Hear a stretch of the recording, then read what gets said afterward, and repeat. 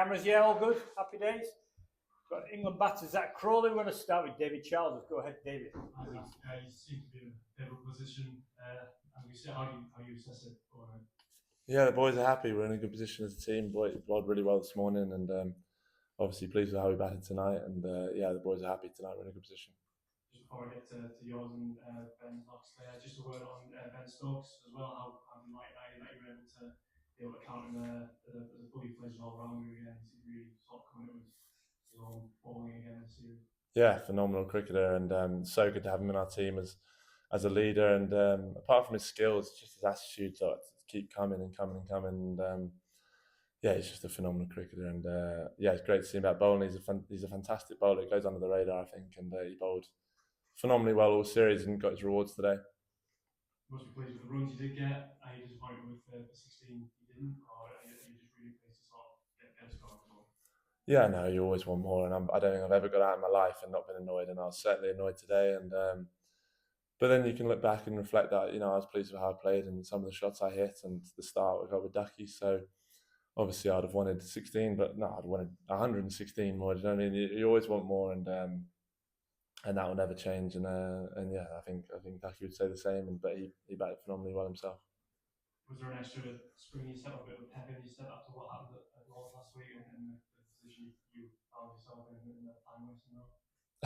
No, not really. I didn't really think of too much about that at the time or even now. And yeah, we're just trying to play the game like it was the first game of the series. And yeah, like I say, we're happy with the position we're in as a team. We'll go to the front here, Kevin, if that's all right, please. And then we'll go Vish, Sid, and then Stefan.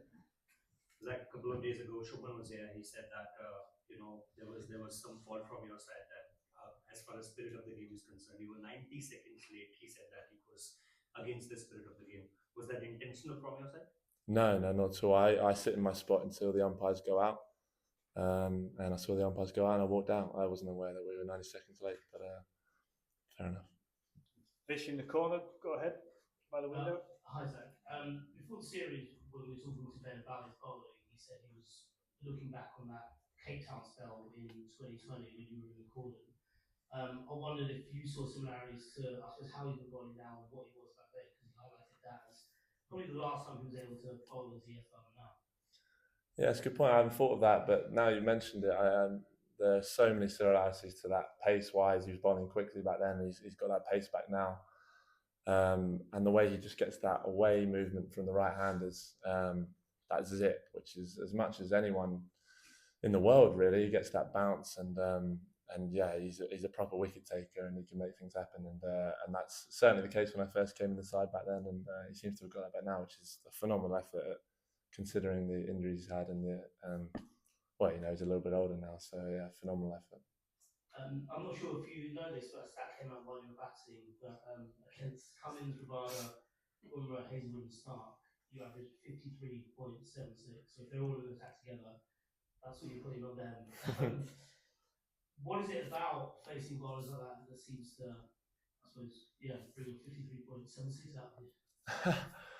I'm not sure, really. I mean, they're all quite quick bowlers, and I think that's always suited me, where I don't have to think too much. I can just react and play, and I think that's always it's always suited me even from a young age. And I think it's just a lot of my practice goes before those games goes into those bowlers for sure, and it's certainly facing those great bowlers, it makes you a little bit sharper, and that's all I can think of. But I'm sure they've all definitely got me out at some point. So yeah, it's just it's nice to have that stat, but I certainly won't be resting on it for too long.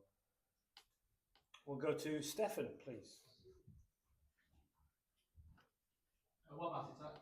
I was just listening to what you're saying downstairs. You said that one of the things you just said, not premeditate as much. Why were you premeditating previously?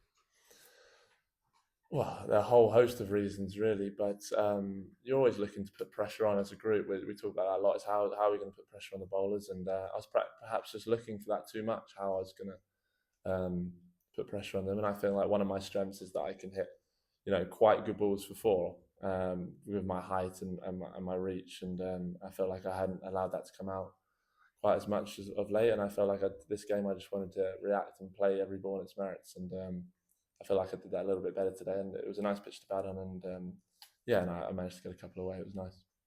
I think I'm right in saying that you don't do social media, and we know that this environment always, backs you to the hill. But I was wondering, do you ever put pressure on yourself? If you've ever gone through a lean run, does some pressure come from internally? Yeah, definitely. I have high standards for myself, and I work very hard at my game, and I always want more for myself, and I've certainly wanted more for myself than I've got in the last year or so, and that's just an internal thing, like you say. I don't feel that pressure from anyone else. I just feel like I owe it to myself to have a few more good performances, and it makes days like today, make the practice and the tougher times more worth it a bit more. And obviously, like I said, I wanted more runs today, but I feel like I worked hard and earned those runs today. We'll go to Will, please.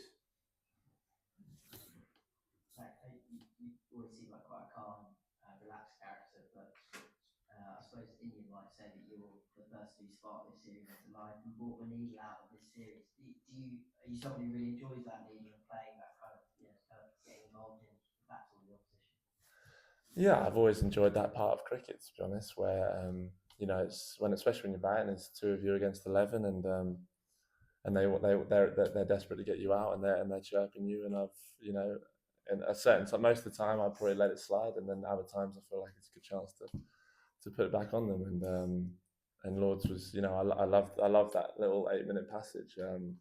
No one stepped over the line. I thought everyone was in good spirit. It was just competitive cricket, and I really enjoyed it. Yeah.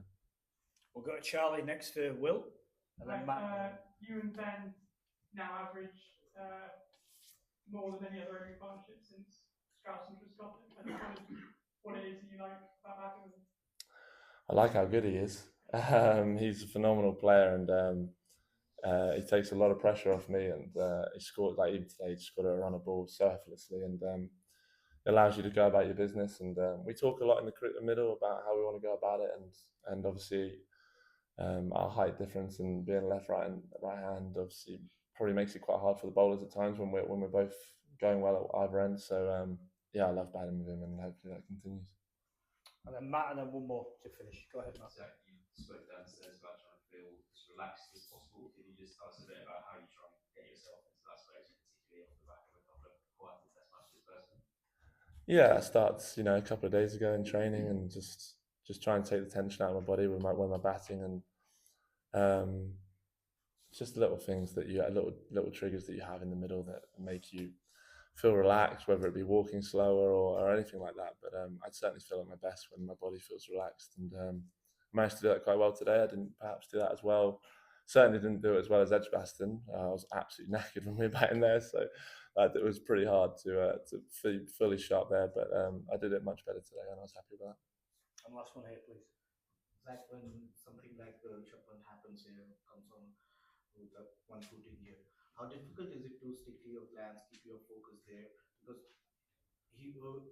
that thing tends to overshadow everything when someone comes up like that and bats like that. How difficult is to keep your focus on the game and stick to your plans, and then get the switch on and switch off?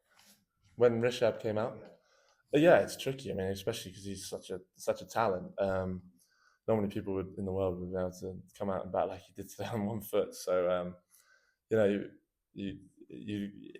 plans probably slightly change when the guy's got a broken foot, and that can be tricky in itself because you've got all those plans before that you have for him. But obviously it was tricky. We didn't know quite at the start where to put the field in terms of, is he going to be able to run at 2, or is it, so we had to change and adapt. But I thought we did that quite well, and we finished the innings off quite quickly, so we were happy. Brilliant. Cheers, Zach. Thank you. Thank you, Cheers, everyone. guys. Thank you.